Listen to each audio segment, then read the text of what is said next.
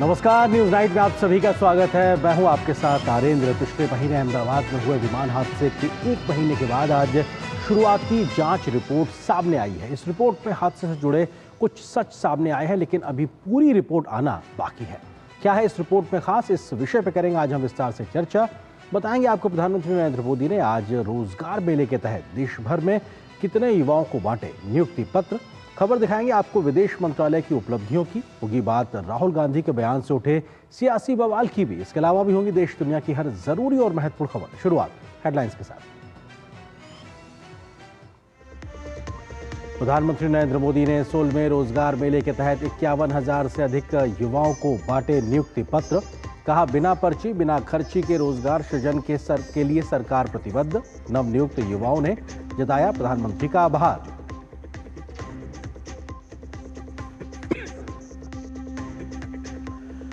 विकसित केरलम के जरिए अमित शाह ने दक्षिण में फूका बीजेपी का बिगुल। कहा, दक्षिण राज्यों के विकास के बिना विकसित भारत नहीं संभव। एलडीएफ और यूडीएफ के चक्र से निकलकर एनडीए सरकार बनाने का किया आह्वान।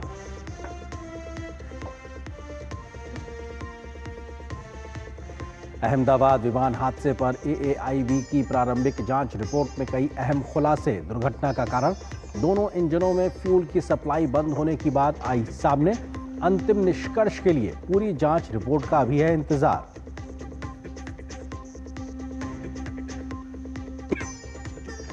यूनेस्को की विश्व धरोहर सूची में शामिल हुआ मराठा मिलिट्री लैंडस्केप। प्रधानमंत्री नरेंद्र मोदी ने कहा, हर भारतीय के लिए गौरव का क्षण। गृह मंत्री अमित शाह ने स्वराज की रक्षा के इस प्रमुख स्तंभ को बताया देशवासियों की प्रेरणा।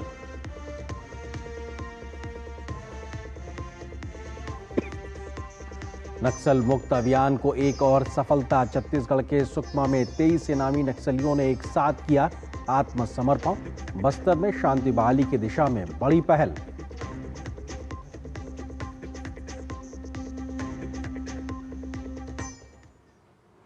सुर्खियों के बाद में खबरों पर डालते हैं विस्तार से नजर। प्रधानमंत्री नरेंद्र मोदी ने आज 16वें रोजगार मेले के तहत हजारों नियुक्ति पत्र जारी किए। प्रधानमंत्री ने वर्चुअल माध्यम से 51,000 से अधिक नियुक्ति पत्र वितरित किए। ये नियुक्तियां केंद्र सरकार के विभिन्न मंत्रालयों और विभागों से जुड़ी हुई हैं। इसके तहत विभिन्न राज्यों में हुए कार्यक्रमों में कई केंद्रीय मंत्री भी शामिल हुए। तो नियुक्ति पत्र पाने वाले युवा भी सरकार की पारदर्शी नीतियों से काफी खुश नजर आए।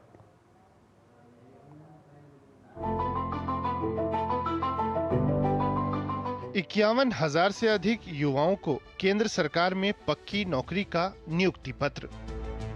प्रधानमंत्री नरेंद्र मोदी ने 16वें रोजगार मेले के तहत नियुक्ति पत्र वितरित किए। नियुक्तियां केंद्र सरकार के विभिन्न मंत्रालयों और विभागों में हुई हैं।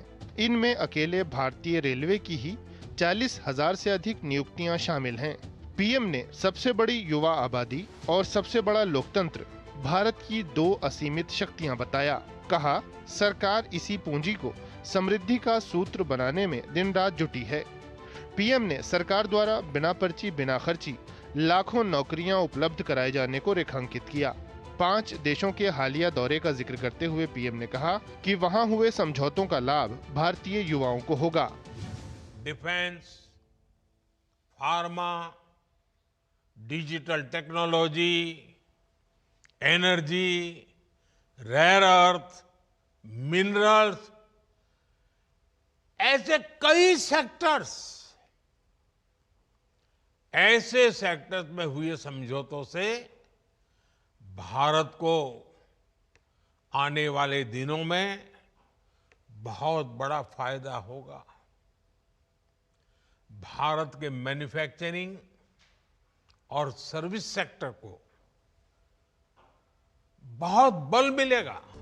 पीएम ने कहा कि सरकार का जोर निजी क्षेत्र में भी रोजगार के अवसर बढ़ाने पर है। पीएम ने इसके लिए ईएलआई स्कीम जैसे कदम गिनाए, जिनसे करोड़ों रोजगार उपलब्ध कराने में मदद मिल रही है। भारत दुनिया में सबसे ज्यादा लोकोमोटिव बनाने वाला देश बन गया है। दुनिया में सबसे ज्यादा लोकोमोटिव हो, रेल कोच हो, मेट्रो कोच हो, आज भारत इनका बड़ी संख्या में दुनिया के कई देशों में एक्सपोर्ट कर रहा है। हमारा ऑटोमोबाइल सेक्टर भी अभूतपूर्व ग्रोथ कर रहा है। बीते 5 साल में ही इस सेक्टर में करीब $40 बिलियन का एफडीआई आया है। यानी नई कंपनियां आई हैं, नई फैक्ट्रियां लगी हैं, नए रोजगार बने हैं। प्रधानमंत्री ने कहा कि अभूतपूर्व स्तर पर जारी जन कल्याण परियोजनाओं से आर्थिक अवसर बढ़े हैं।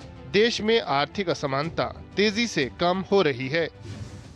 आज वर्ल्ड बैंक जैसी बड़ी वैश्विक संस्थाएं खुल करके इस काम के लिए भारत की प्रशंसा कर रही है, दुनिया को भारत को मॉडल के रूप में प्रस्तुत करती है।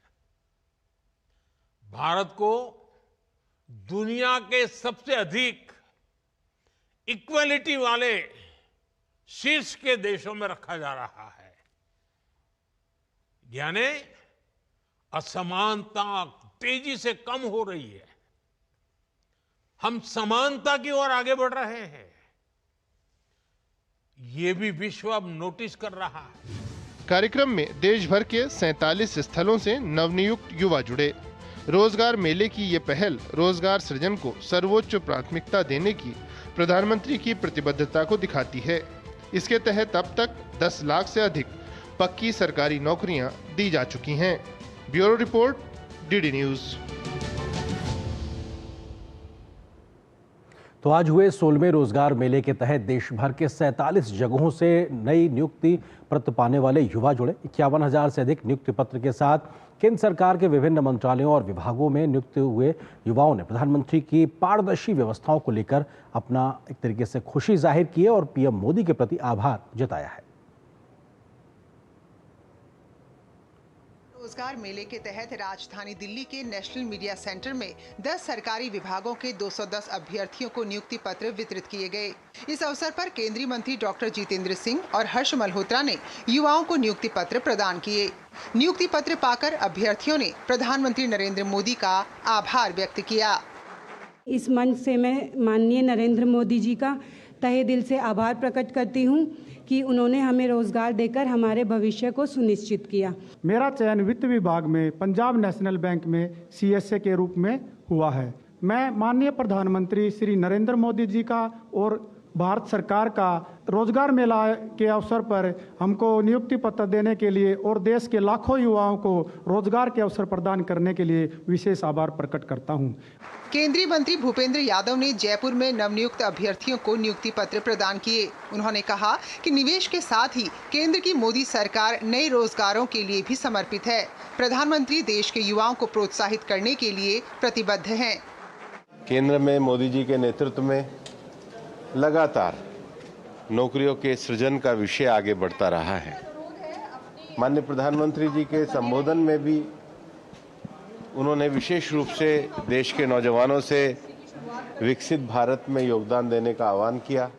वहीं असम के गुवाहाटी के मालीगांव में केंद्रीय मंत्री सर्बानंद सोनोवाल ने रेलवे मुख्यालय के रंग भवन में रोजगार मेले के अंतर्गत आयोजित कार्यक्रम में नियुक्ति पत्र वितरित किए। इस अवसर पर केंद्रीय मंत्री ने विभिन्न विभागों में नवनियुक्त युवक युवतियों को नियुक्ति पत्र प्रदान किए।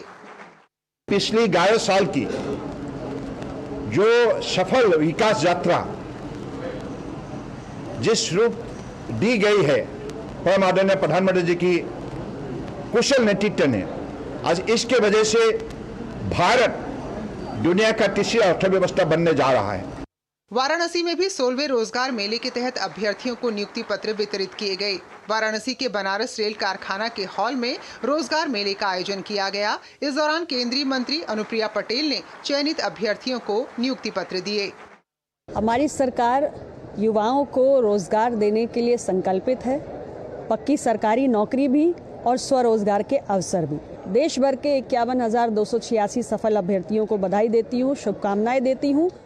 केंद्रीय मंत्री पीयूष गोयल ने मुंबई में आयोजित कार्यक्रम में युवाओं को नियुक्ति पत्र प्रदान किए। इस अवसर पर केंद्रीय मंत्री ने कहा कि प्रधानमंत्री मोदी के कार्यकाल में देश के युवाओं को अनेक योजनाओं द्वारा नए अवसर दिए जा रहे हैं। नियुक्ति पत्र पाकर अभ्यर्थियों ने प्रधानमंत्री का आभार व्यक्त किया। आज 16वां रोजगार मेला माननीय प्रधानमंत्री नरेंद्र मोदी जी के कर कमलों द्वारा आयोजित किया गया। रेलवे के सभी अधिकारियों का धन्यवाद करता हूँ। बहुत अच्छा सुंदर आयोजन उन्होंने किया और सभी 51,000 से अधिक हमारे युवा साथी जो आज परमानेंट नौकरी के साथ केंद्र सरकार के साथ जुड़े हैं, सभी को दिल की गहराइयों से बधाई देना चाहता हूँ। वहीं वाराणसी में आयोजित रोजगार मेले में अभ्यर्थियों को नियुक्ति पत्र दिए गए। इस अवसर पर चयनित अभ्यर्थियों ने प्रधानमंत्री मोदी को इसके लिए हृदय से आभार व्यक्त किया। मेरी पोस्टिंग कमर्शियल डिपार्टमेंट में हुई है, असिस्टेंट पोर्टर के पद पे। इसके लिए मुझे बहुत खुशी है। मैं इसलिए भारत सरकार का बहुत बहुत धन्यवाद करती हूँ। असिस्टेंट कोर्स की पोस्टिंग हुई है हमारी भी और मुझे भी बहुत खुशी हो रही है। मैं बहुत बहुत धन्यवाद करना चाहती हूँ। मेरी नियुक्ति कमर्शियल डिपार्टमेंट में हुई है और मैं भारत सरकार का बहुत बहुत धन्यवाद करती हूँ। रोजगार मेले के जरिए केंद्र सरकार रोजगार सृजन करने की अपनी प्रतिबद्धता को निभा रही है, जिसके माध्यम से प्रधानमंत्री मोदी के नेतृत्व में देश के नौजवान राष्ट्र निर्माण में बड़ी भूमिका निभा रहे हैं। Bureau report, DD news. तो अपने आप में देश के युवाओं के लिए एक महत्वपूर्ण मौका था और दूरदर्शन न्यूज के संस्कृत के बहुत ही लोकप्रिय कार्यक्रम वार्तावली अपने 500वें एपिसोड के मौके पे पहुंच गया है। उसको लेकर किस प्रकार की लोगों में खुशी है, क्या प्रतिक्रिया है, आइए आपको वो भी सुनाते हैं। पंचशतांकानां पूर्तवसरे सर्वेभ्यः संस्कृत दर्शकेभ्यः अभिनंदनानि। संस्कृत भाषा में डीडी न्यूज़ पर प्रसारित होने वाले एकमात्र साप्ताहिक कार्यक्रम वार्तावली निरंतर प्रगति उन्नति करता रहे, यही मेरी शुभकामनाएं हैं। संस्कृत भारतम, समर्थ भारतम, जयतु संस्कृतम, जयतु भारतम। वार्तावल्याः 500तमम् अंकम् आलक्ष्य सर्वेभ्यः संस्कृतानुरागिभ्यः शुभाशयः। संस्कृत और भारतीय संस्कृति के कई उत्कृष्ट आयामों के प्रसारार्थ कृत संकल्प वार्तावली और इसके सदस्यगण ऐसे ही आधुनिक विश्व को संस्कृत के ज्ञान विज्ञान से आलोकित करते रहे। जयतु संस्कृतम, जयतु भारतम, जयतु वार्तावली। वार्तावल्यः पंचशतांकानां पूर्तिवसरे वार्तावल्यः समेभ्यः आयोजकेभ्यः सहभागिभ्यः च अभिनंदनानि। वार्तावली कार्यक्रम के 500वें अंक के समायोजन पर मैं वार्तावली के सभी आयोजकों सहभागियों को हार्दिक बधाई देती हूँ। आप सभी के अथक प्रयास और समर्पण से ये कार्यक्रम न केवल यादगार बना है, बल्कि इसने एक प्रेरणादायक उदाहरण भी स्थापित किया है। ये हमारी एकता, उत्साह और सामूहिक शक्ति का प्रतीक है।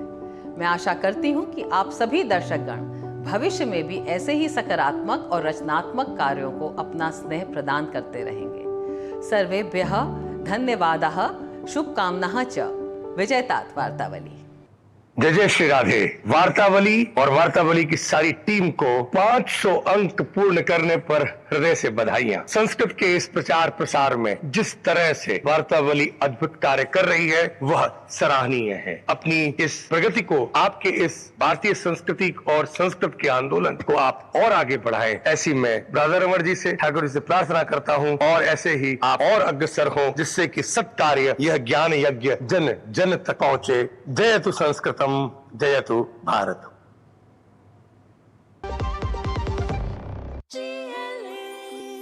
जो लक्ष्य चुना था समझ आने लगा है। GLA यूनिवर्सिटी, उच्च लक्ष्य की निश्चित प्राप्ति। Do you feel conscious while smiling? Say goodbye to your worries because an orthodontist can help you feel confident. Be it a child, a teenager or even a working professional, braces and aligners can help you get that stunning smile. Consult your nearest orthodontist. To learn more, visit the Indian Orthodontic Society's website, bracesspecialists.com.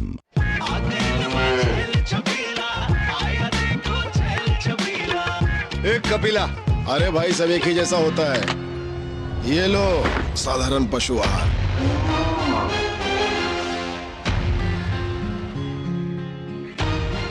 इस देश की हर माँ, बच्चे, बूढ़े, जवान, खिलाड़ी, doctor, engineer, सबको गाय भैंस की दूध की शक्ति पर भरोसा है। पर जब इन पशुओं को कपिला पशु आहार मिलेगा, तभी तो दूध सिर्फ ज्यादा ही नहीं, शक्ति से भरपूर भी होगा। और ये सच जानते हुए चंद पैसों के लिए तुम देश का भरोसा तोड़ दो। माफ कीजिए, कपिला पशु आहार, देश का नंबर 1 पशु आहार। मेरी पसंद, मेरी पसंद, मेरी पसंद, मेरी पसंद,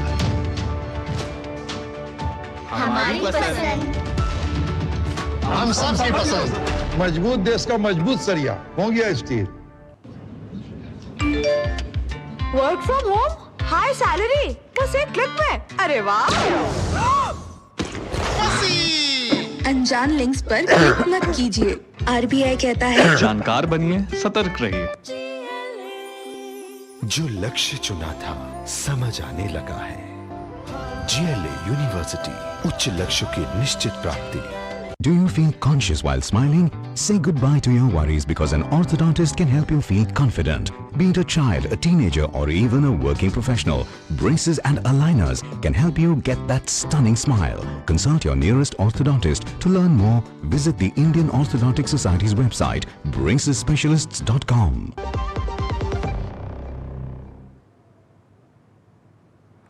12 जून को अहमदाबाद में हुए विमान हादसे के 1 महीने बाद अब शुरुआती जांच रिपोर्ट सामने आई है। AAIB की शुरुआती जांच रिपोर्ट में कई अहम खुलासे हुए हैं, तो बहुत कुछ अनसुलझे सवालों के जवाब अभी सामने आना बाकी है। सरकार ने इस रिपोर्ट के आधार पर किसी निष्कर्ष पर ना पहुंचने की बात कही है, तो एविएशन एक्सपर्ट्स कई संभावनाओं की बातें भी कह रहे हैं। इस बीच भारतीय एयरलाइंस पायलट एसोसिएशन ने बयान जारी करके विमान के पायलटों की किसी संभावित गलती को सिरे से खारिज किया है।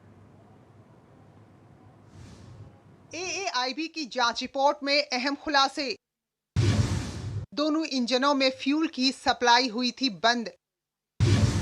कॉकपिट में पायलटों के बीच संवाद का भी जिक्र। सिर्फ शुरुआती जांच रिपोर्ट, पूरी रिपोर्ट का इंतजार।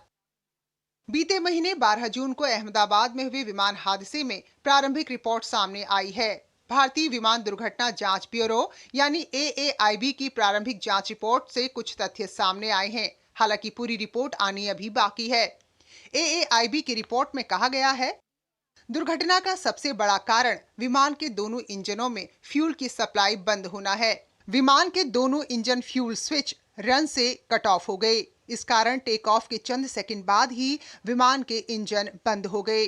दोनों इंजन ने रीलाइट की प्रक्रिया शुरू की, लेकिन इंजन 1 कुछ हद तक तो रिकवर करने लगा, इंजन 2 पूरी तरह से स्पीड रिकवर नहीं कर पाया। इसके अलावा जांच रिपोर्ट में कॉकपिट में पायलट के बीच बात को भी सामने रखा गया है। रिपोर्ट में कहा गया है, फ्यूल कट ऑफ किसी ने जानबूझकर नहीं किया था।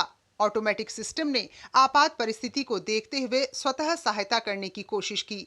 हालांकि रैम, एयर टरबाइन और APU जैसी प्रणालियों को सक्रिय करने के बावजूद विमान क्रैश होने से नहीं बच सका। जांच में इस बात के कोई संकेत नहीं मिले हैं कि विमान के रास्ते में कोई पक्षी था। तो एक बात स्पष्ट है कि बर्ड हिट इस दुर्घटना का कारण नहीं है।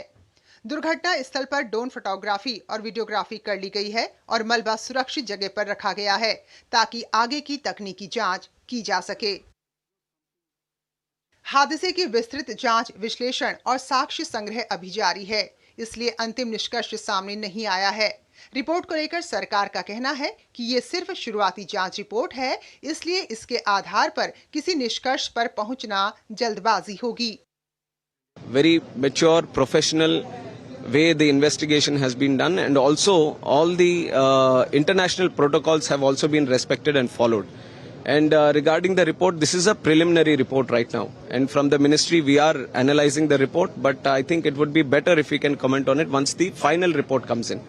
So we are coordinating with AIB also. Whatever support or resources they need, we'll be providing to them. But AIB will be the primary investigating agency into this, and we are hoping that as soon as possible the final report also comes in so that we can arrive at some conclusions. प्रारंभिक जांच report पर aviation experts का भी कहना है कि इसके आधार पर अभी किसी निष्कर्ष पर नहीं पहुंचा जा सकता।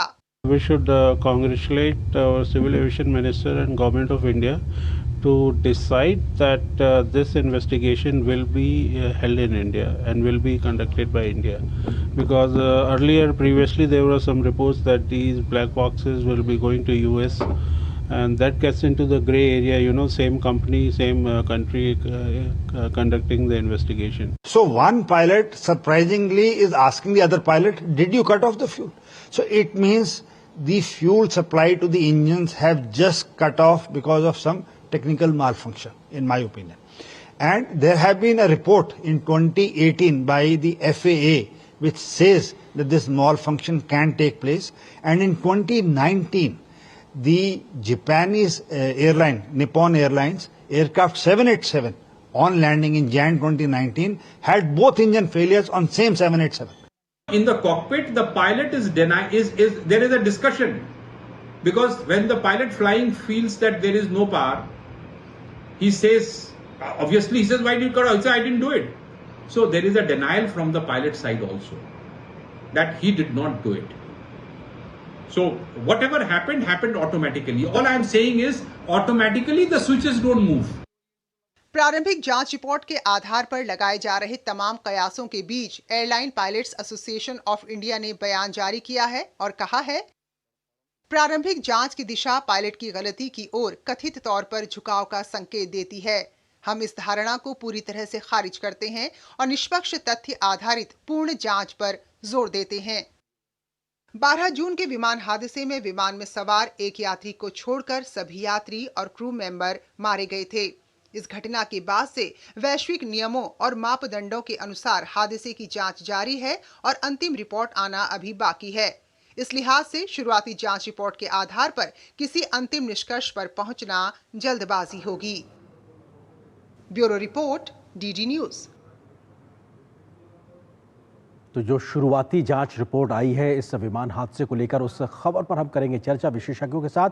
इसी से जुड़ा है आज का हमारा विशेष विमान हादसा, कुछ सच आया सामने, पूरी जांच अभी बाकी है, क्योंकि कुछ शुरुआती सच सामने आए हैं, पूरी जांच अभी बाकी है। इस विषय पर बात करने के लिए दो खास मेहमान हमारे साथ में जुड़ रहे हैं। अरविंदो हांडा जी हैं, जो कि पूर्व DG aircraft accident investigation bureau यानी AAIB के हैं। इसके अलावा दूसरे खास मेहमान हमारे साथ में जितेंद्र भार्गव जी हैं, जो कि पूर्व एग्जीक्यूटिव डायरेक्टर रहे हैं एयर इंडिया में। इसके अलावा एविएशन एक्सपर्ट है। हमारे साथ बहुत बहुत स्वागत है।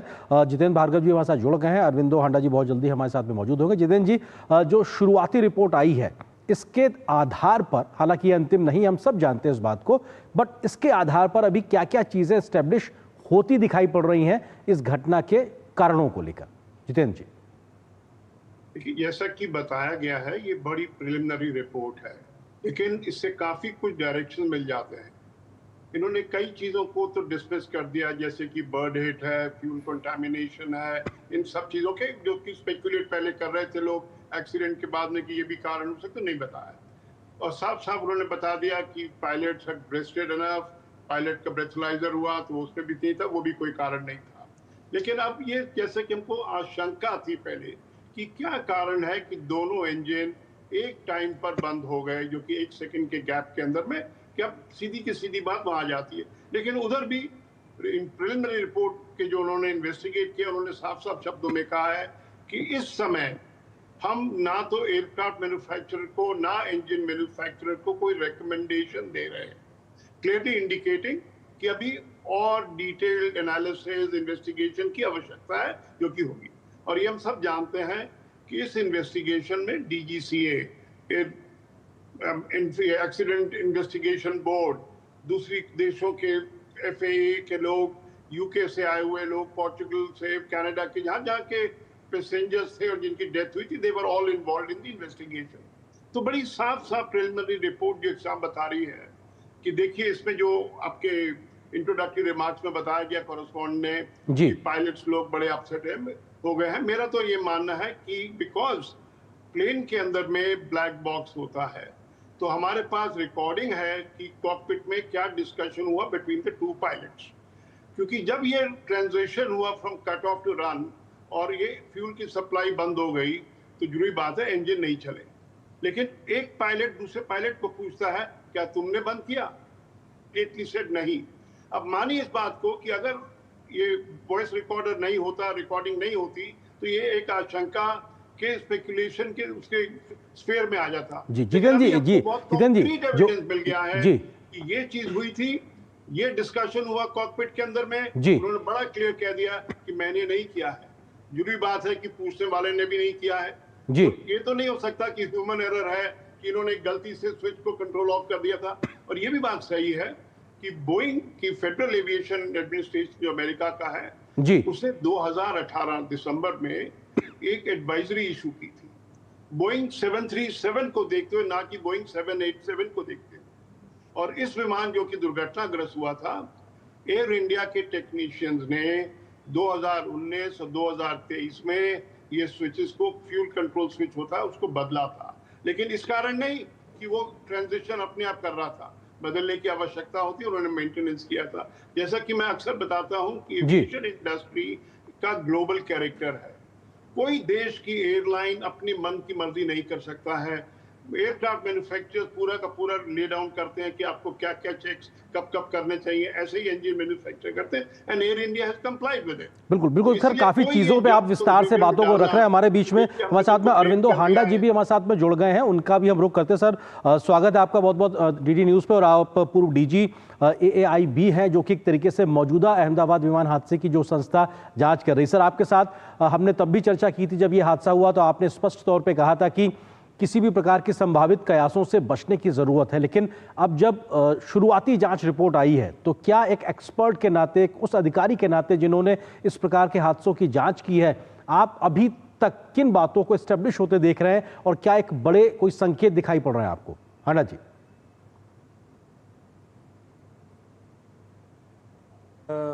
मैं अपने को पैनलिस्ट को सुन रहा था। मेरा व्यू इसके बारे में यही है जो मैंने पहले पिछली बार भी आपसे बताया था कि हमें स्पेकुलेशन नहीं करनी चाहिए बिल्कुल भी। और अभी भी जो प्रिलिमिनरी रिपोर्ट या जिसको भी आप प्रिलिमिनरी इन्वेस्टिगेशन रिपोर्ट बोलते हैं, ये सिर्फ फैक्चुअल आपको थोड़ा बहुत बताती है क्या उसमें क्या हुआ था। वो ऐसा है कि वो सोशल मीडिया आजकल इतना ज़्यादा सक्रिय है कि सबको ज़्यादा पता था। अगर आप उसको रिपोर्ट को पढ़ेंगे तो आपको लगेगा कि ये मेरे को मालूम था पहले। अभी सिर्फ उन्होंने रिकॉर्डर्स का और CVR का जो ट्रांसक्रिप्ट है, थोड़ा सा उन्होंने उस लिमिटेड पोर्शन का उन्होंने जनरल पब्लिक के साथ शेयर किया है।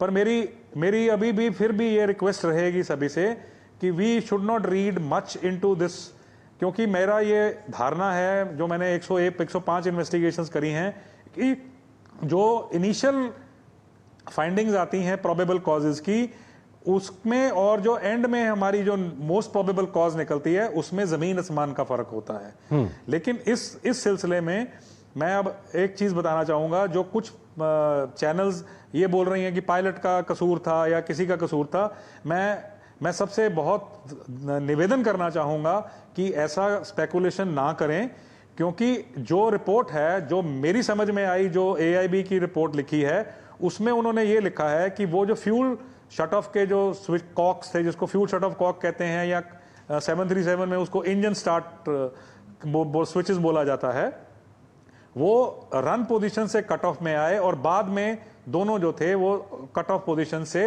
रन में गए।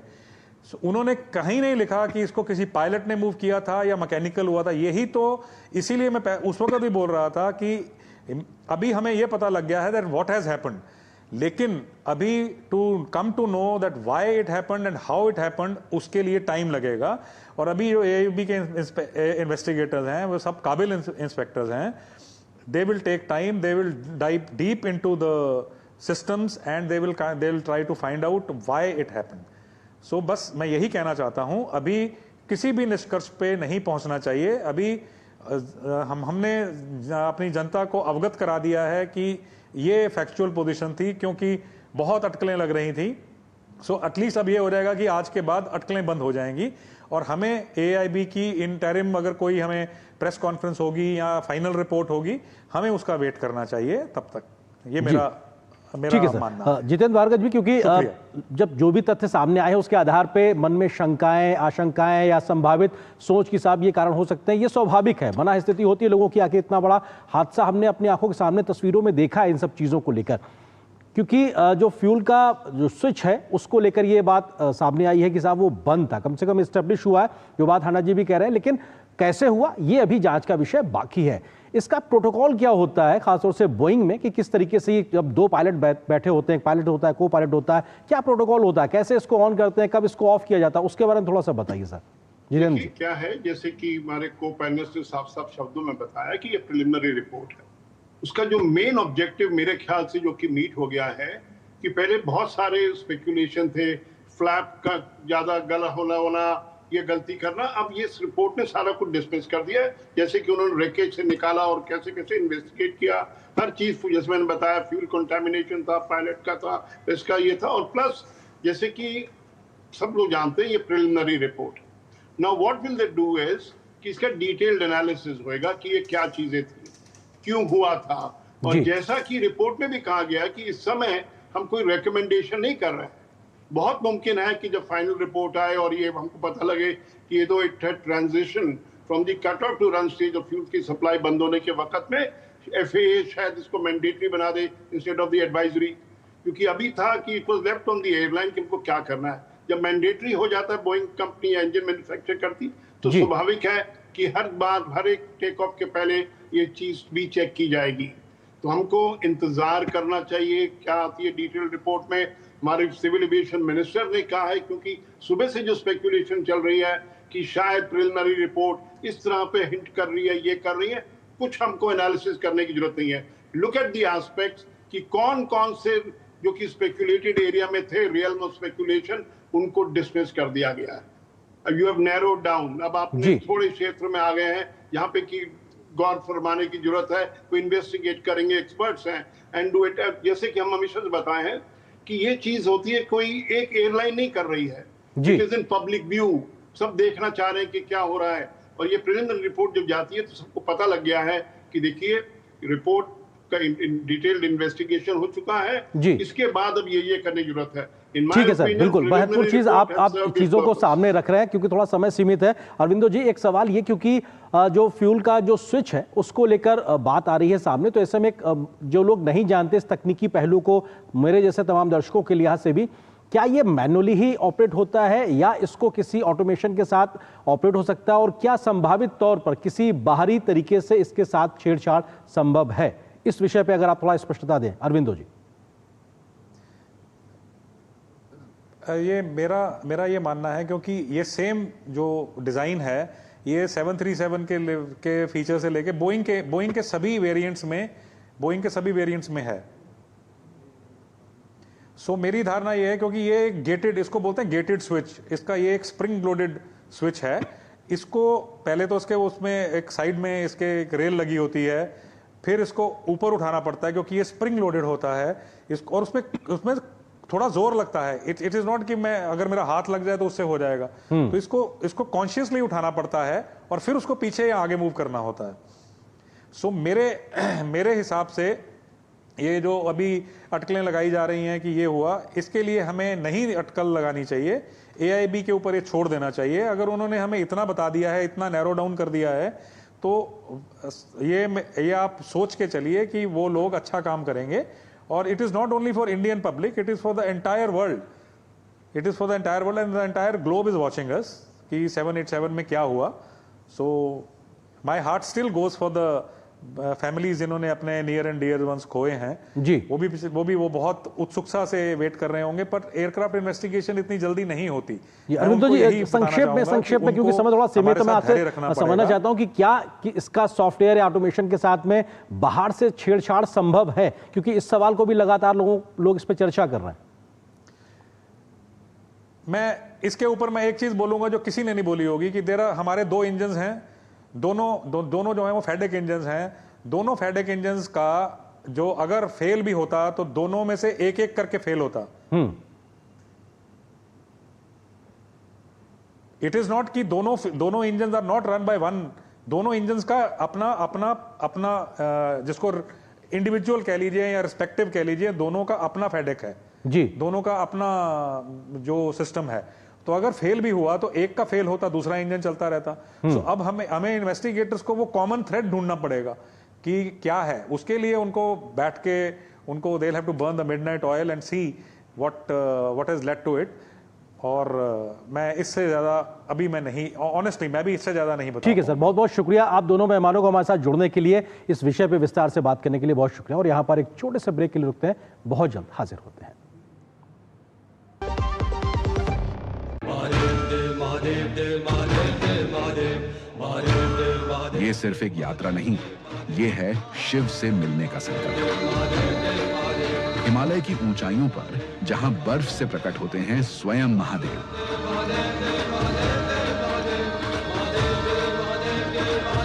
श्री अमरनाथ जी यात्रा 2025, जहां हर सांस में है भक्ति, हर कदम में है शक्ति।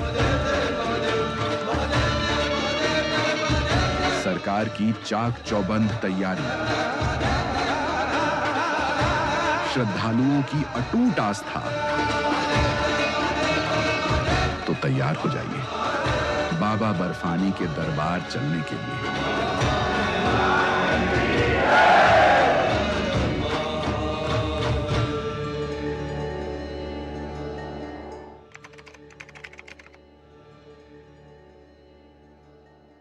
LIC लाया है unit linked insurance plan index plus. जीवन बीमा पाइए और निफ्टी स्टॉक्स के साथ अपने मार्केट रिटर्न्स को तेजी से बढ़ाइए। इस अट्रैक्टिव कॉम्बिनेशन के साथ अपना कल सुरक्षित कीजिए। सिर्फ 2500 रुपए मंथली प्रीमियम से शुरुआत कीजिए। आज ही LICindia.in पर जाएं। वाह, गाय तुम्हारी माता है ना? तो पशुहार के नाम पर जहर क्यों खिलाता है? अनसन हटा, दिल से खिला। सिर्फ कपिला, देश का नंबर 1 पशु आहार। जो लक्ष्य चुना था समझ आने लगा है। GLA यूनिवर्सिटी, उच्च लक्ष्य की निश्चित प्राप्ति। Do you feel conscious while smiling? Say goodbye to your worries because an orthodontist can help you feel confident. Be it a child, a teenager, or even a working professional, braces and aligners can help you get that stunning smile. Consult your nearest orthodontist. To learn more, visit the Indian Orthodontic Society's website, bracesspecialists.com. जब धरती चीर कर निकलता है लोहे का पत्थर और मिलता है मोंगिया के जोश से, फिर तपता है, पिघलता है और बनता है फौलाद। अब होता है सरिया सारी खूबियों के साथ। मोंगिया स्टील, मजबूत देश का मजबूत सरिया। शादी का किचन महके जहां, गोल्डी किचन किंग मसाले हो वहां। गोल्डी लाई है फ्रेश लॉक टेक्नोलॉजी, जो रखे मसालों को हर समय फ्रेश। और ब्रेक के बाद अब बात विश्व धरोहर की। मराठा काल के 12 किलों को यूनेस्को की वर्ल्ड हेरिटेज साइट में शामिल किया गया है। इनमें महाराष्ट्र के 11 किले हैं, तो वहीं तमिलनाडु का एक जिंजी किला भी इस सूची का हिस्सा है। सभी किले 17वीं से लेकर 19वीं सदी के बीच में बनाए गए थे। पेरिस में यूनेस्को की 47वीं बैठक में इस लिस्ट का ऐलान किया गया है। इसमें मराठा इतिहास और विरासत को अंतर्राष्ट्रीय स्तर पर पहचान मिली है। अब भारत की कुल 44 धरोहर वर्ल्ड हेरिटेज लिस्ट में शामिल कर ली गई हैं। मराठा साम्राज्य की सैन्य विरासत को अंतर्राष्ट्रीय पहचान। मराठा किले सैन्य शक्ति निर्माण कला का अद्भुत उदाहरण। छत्रपति शिवाजी महाराज की शौर्य गाथा के प्रमाण। सुयश की प्रस्तर शिला पर चिन्ह गहरे हैं हमारे। ज्ञान शिखरों पर धवल ध्वज चिन्ह लहरे हैं हमारे। वेग जिनका यूं कि जैसे काल की अंगड़ाइयां हों, उन तरंगों में निडर जलयान ठहरे हैं हमारे। भारत की मराठा सैन्य विरासत अब यूनेस्को के विश्व धरोहर स्थलों का हिस्सा बन गई है। इन किलों को विश्व धरोहर घोषित करने का फैसला वर्ल्ड हेरिटेज कमेटी की 47वीं बैठक में लिया गया। भारत के अब तक 44 स्थल वर्ल्ड हेरिटेज का हिस्सा बन चुके हैं। यूनेस्को ने छत्रपति शिवाजी महाराज से जुड़े 12 किलों को विश्व धरोहर सूची में शामिल किया है। प्रधानमंत्री नरेंद्र मोदी ने एक्स पोस्ट में लिखा, इस सम्मान से हर भारतीय गदगद है। इन मराठा मिलिट्री लैंडस्केप में 12 भव्य किले शामिल हैं, जिनमें से 11 महाराष्ट्र में और 1 तमिलनाडु में है। जब हम गौरवशाली मराठा साम्राज्य की बात करते हैं तो हम इसे सुशासन, सैन्य शक्ति, सांस्कृतिक गौरव और सामाजिक कल्याण पर जोर से जोड़ते हैं। महान शासक किसी भी अन्याय के आगे न झुकने के अपने साहस से हमें प्रेरित करते हैं। मैं सभी से इन किलों को देखने और मराठा साम्राज्य के समृद्ध इतिहास के बारे में जानने का आह्वान करता हूं। केंद्रीय गृह मंत्री अमित शाह ने कहा, यह सभी देशवासियों के लिए अत्यंत गौरव का क्षण है जब यूनेस्को ने महाराजाधिराज छत्रपति शिवाजी महाराज जी के जीवन से जुड़े 12 किलों को यूनेस्को वर्ल्ड हेरिटेज में शामिल किया है। अभी कुछ ही दिन पहले रायगढ़ किले पर जाकर छत्रपति शिवाजी महाराज जी के जीवन से जुड़े प्रतीकों से आत्म साक्षात्कार का सौभाग्य प्राप्त हुआ था। ये किले हिंदवी स्वराज की रक्षा के प्रमुख स्तंभ रहे हैं और यहीं से स्वभाषा तथा स्व संस्कृति के प्रति करोड़ों देशवासियों को सतत प्रेरणा मिलती रही है। विश्व धरोहर स्थलों में मराठा मिलिट्री लैंडस्केप, इसमें महाराष्ट्र के 11 किले और तमिलनाडु का एक किला शामिल है। महाराष्ट्र में स्थित किले सलहेर, शिवनेरी, लोहागढ़, खंडेरी, रायगढ़, राजगढ़, प्रतापगढ़, सुवर्णदुर्ग, पन्हाला, विजयदुर्ग और सिंधुदुर्ग। तमिलनाडु में स्थित किले जिंजी किला। मराठा मिलिट्री लैंडस्केप्स उस भौगोलिक और सामरिक नेटवर्क को कहते हैं जो मराठा साम्राज्य की सैन्य ताकत और रणनीति की रीढ़ थे। ये स्थान किलों, पहाड़ियों, नदियों और घने जंगलों से सुसज्जित थे जिनका उन्होंने युद्ध और रक्षा दोनों के लिए कुशलता पूर्वक उपयोग किया। इनके कारण मराठाओं को कई बार बड़ी सेनाओं का सामना करने में सफलता मिली और वे भारतीय इतिहास के महान सैन्य रणनीतिज्ञों में गिने गए। 12 किलों का वर्गीकरण स्थान के आधार पर। किलों को पहाड़ी यानी पहाड़ी पर स्थित, पहाड़ी वन यानी घने वनाच्छादित पहाड़ी क्षेत्र में स्थित, पहाड़ी पठारी किला यानी पहाड़ी पठार पर स्थित, तटीय क्षेत्र के किनारे और द्वीपीय किला यानी समुद्र से घिरा के रूप में वर्गीकृत किया गया है। पहाड़ी क्षेत्रों में स्थित किले सलहेर, शिवनेरी, लोहागढ़, रायगढ़, राजगढ़ और जिंजी। पहाड़ी वन क्षेत्र प्रतापगढ़, पहाड़ी पठारी किला पन्हाला, तटीय किला विजयदुर्ग, द्वीपीय किला खंडेरी, सुवर्णदुर्ग और सिंधुदुर्ग। भारतीय पुरातत्व सर्वेक्षण ASI के अंतर्गत आने वाले स्थल शिवनेरी, लोहागढ़, रायगढ़, सुवर्णदुर्ग, पन्हालर, विजयदुर्ग, सिंधुदुर्ग और जिंजी किला। महाराष्ट्र सरकार के पुरातत्व एवं संग्रहालय निदेशालय के अंतर्गत आने वाले स्थल सालहट, राजगढ़, खंडेरी और प्रतापगढ़ किला। भारत के मराठा सैन्य परिदृश्य का विकास 17वीं और 19वीं शताब्दी के मध्य हुआ था। ये परिदृश्य एक असाधारण किलेबंदी और सैन्य प्रणाली का प्रतिनिधित्व करते हैं जिसकी कल्पना मराठा शासकों ने की थी। यह परिदृश्य इलाके और भौगोलिक विशेषताओं को एकीकृत करने का परिणाम है जो सह्याद्री पर्वत श्रृंखलाओं, कोंकण तट, दक्कन पठार और भारतीय प्रायद्वीप में पूर्वी घाटों के लिए विशिष्ट हैं।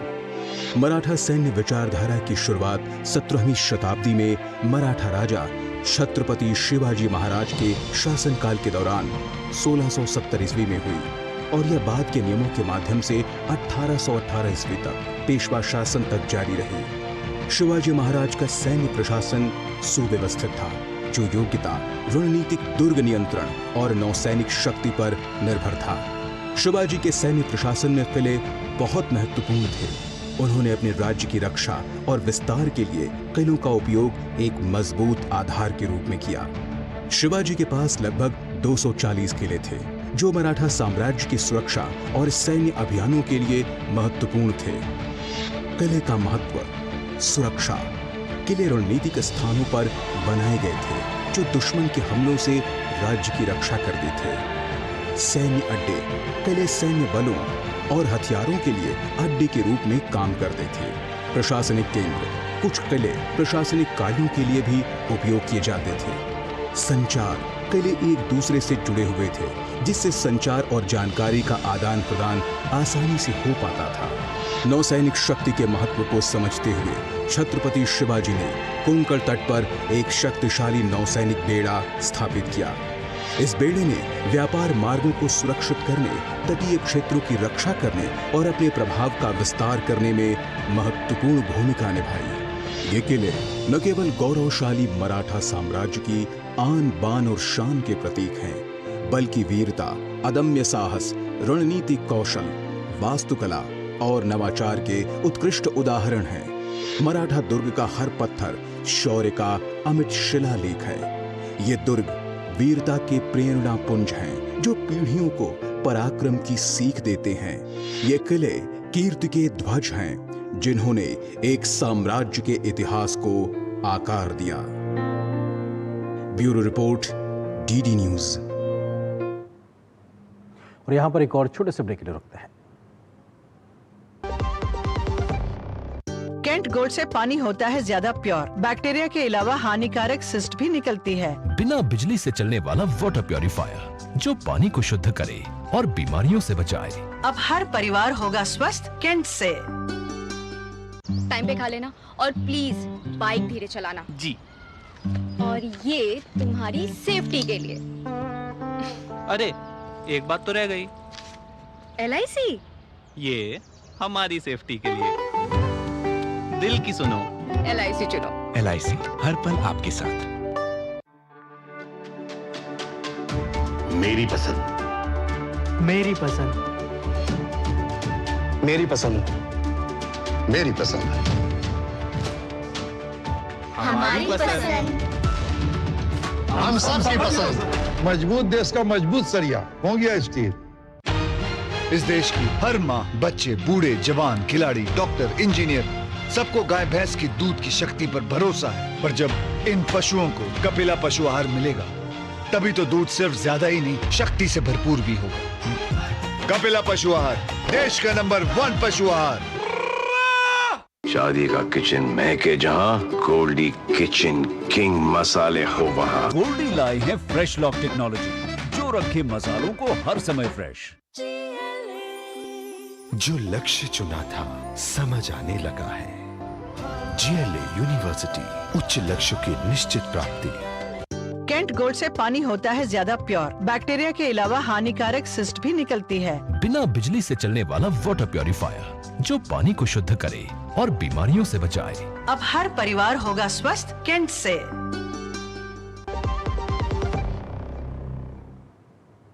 वार्तावली डीडी न्यूज पर प्रसारित होने वाला एकमात्र साप्ताहिक संस्कृत कार्यक्रम है। ये ऐसा कार्यक्रम है जिसे बच्चे, युवा और बुजुर्ग सभी पसंद करते हैं। इस कार्यक्रम ने आज अपने 500 अंक पूरे कर लिए हैं। इस विशेष अवसर पर प्रधानमंत्री नरेंद्र मोदी ने संस्कृत भाषा में पत्र लिखकर वार्तावली टीम का अभिनंदन किया है। क्या कुछ लिखा है प्रधानमंत्री ने, हमें इस सुनाते हैं आपको इस हिंदी के अर्थ के साथ। डीडी न्यूज के साप्ताहिक कार्यक्रम वार्तावली के 500 एपिसोड्स पूरे होने पर अभिनंदन और शुभकामनाएं। संस्कृत भाषा को जन जन तक पहुंचाने के पवित्र प्रयास में यह एक महत्वपूर्ण सोपान सिद्ध हुआ है। संस्कृत भाषा में ही भारत की वैदिक परंपरा, दर्शन, योग, आयुर्वेद, गणित, खगोल विज्ञान और अन्य विभिन्न विज्ञान समाहित हैं। आधुनिक समय में भी दुनिया के कई देशों में, खासकर युवाओं में संस्कृत भाषा सीखने की बढ़ती रुचि देखकर मुझे खुशी होती है। राष्ट्रीय शिक्षा नीति 2020 के तहत 2 भारतीय भाषाओं में अध्ययन के प्रोत्साहन के साथ संस्कृत भाषा के संरक्षण और संवर्धन के लिए, उसकी आधुनिक उपयोगिता को बढ़ाने के लिए ज्ञान भारत मिशन के द्वारा बिखरी पांडुलिपियों का संग्रह, उनका डिजिटलीकरण और केंद्रीय संस्कृत विश्वविद्यालयों की स्थापना जैसे कई प्रयास किए जा रहे हैं। हम अपनी परंपरा पर गर्व करते हुए विकास के पथ पर आगे बढ़ रहे हैं। हम संस्कृत भाषा के पोषण के लिए कृतसंकल्प हैं, जो काफी लंबे समय से लोगों को राह दिखाती चली आ रही है।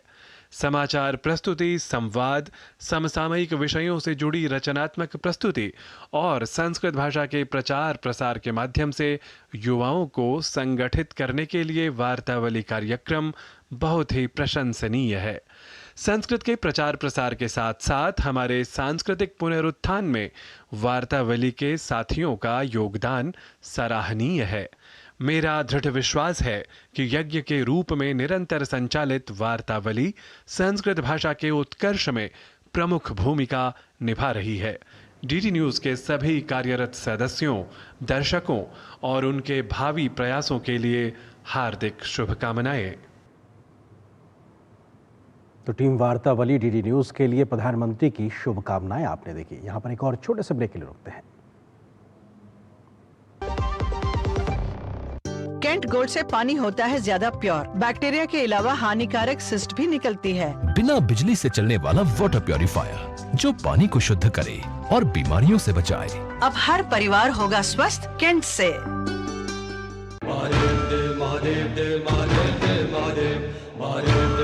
ये सिर्फ एक यात्रा नहीं, ये है शिव से मिलने का संकल्प। हिमालय की ऊंचाइयों पर जहां बर्फ से प्रकट होते हैं स्वयं महादेव,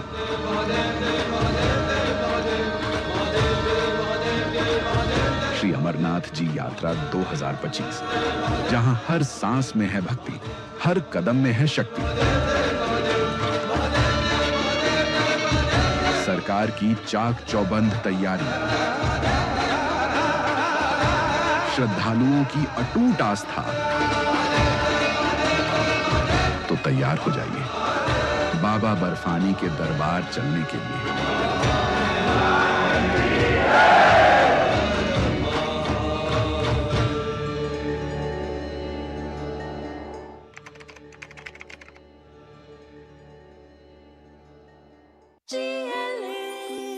जो लक्ष्य चुना था समझ आने लगा है।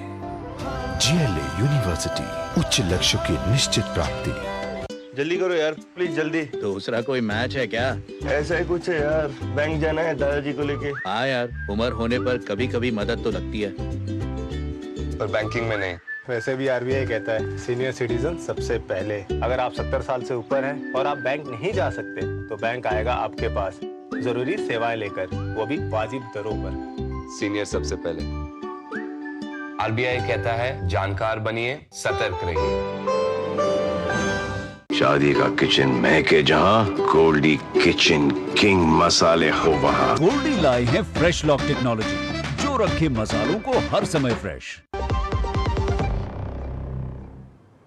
केंद्रीय गृह मंत्री अमित शाह आज केरल के दौरे पर थे। उन्होंने मौजूदा केरल सरकार पर जमकर हमला बोला। उन्होंने UDF और LDF पर केरल को लूटने का आरोप लगाया और अगली बार बीजेपी NDA को जिताने की बात कही।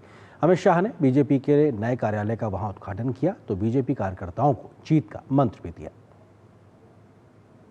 केरल दौरे पर गए गृह मंत्री और भाजपा के वरिष्ठ नेता अमित शाह ने लोगों से बदलाव के लिए LDF या UDF के बजाय NDA और भाजपा को वोट देने का आह्वान किया। विकसित केरलम सम्मेलन में शामिल होने पहुंचे अमित शाह ने कहा कि विकसित भारत की संकल्पना केवल एक विकसित केरल से ही संभव है। श्री नरेंद्र मोदी जी ने विकसित भारत की संकल्पना देश के 140 करोड़ लोगों के सामने रखी है। विकसित भारत का रास्ता विकसित केरलम से होकर ही जाता है। दक्षिण के शक्तिशाली राज्यों के विकास के बगैर विकसित भारत संभव ही नहीं है। अपने संबोधन के दौरान अमित शाह ने विपक्षी दलों पर जमकर निशाना साधा।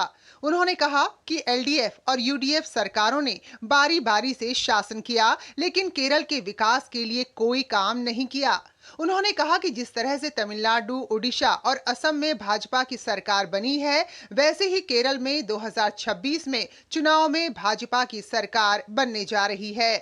LDF, UDF, LDF, केरल की जनता ने कई साल तक दोनों को मौके दिए, मगर दोनों ने किया क्या? हिंसा, भ्रष्टाचार, वोट बैंकों की निर्मिति, एपीसमेंट और देश विरोधी तत्वों का केरल में पनाहगाह बनाने का काम किया है।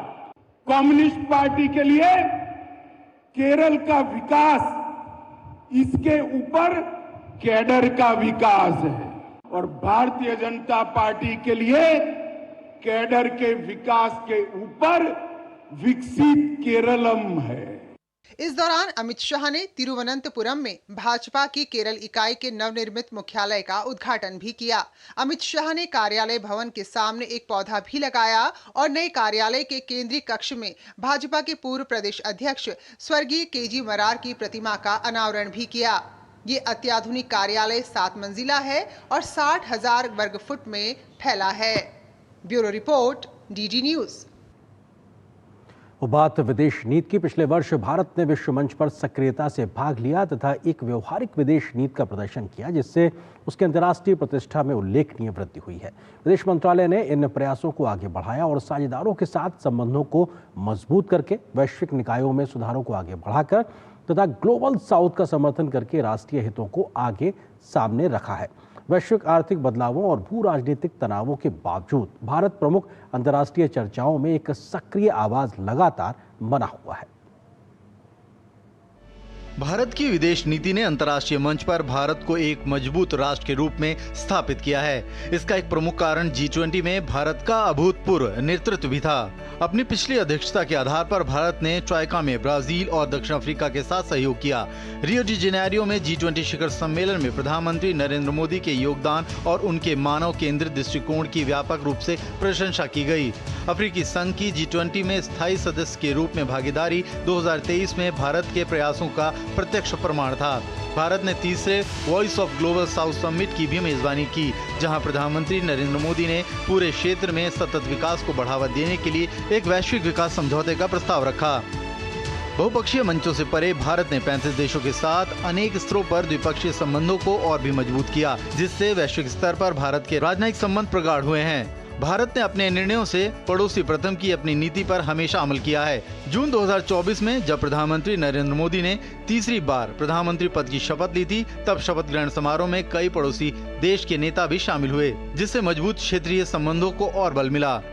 भारत हमेशा संकट के समय मानवीय सहायता के लिए तत्पर नजर आया। मुश्किल दौर में मानवीय सहायता के प्रति भारत की प्रतिबद्धता जारी रही, विशेष रूप से अफगानिस्तान में, और जहां उसने संयुक्त राष्ट्र निकायों के साथ मिलकर महिलाओं सहित अन्य लोगों को महत्वपूर्ण आपूर्ति और छात्रवृत्तियां प्रदान की।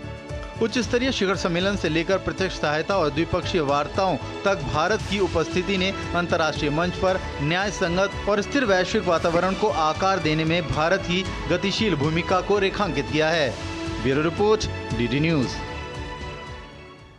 तो इसी खबर के साथ न्यूज नाइट के आज के इस अंक में बस इतना, लेकिन डीडी न्यूज पर खबरों का सफर लगातार जारी रहेगा। मुझे और मेरी पूरी टीम को दीजिए अनुमति। नमस्कार।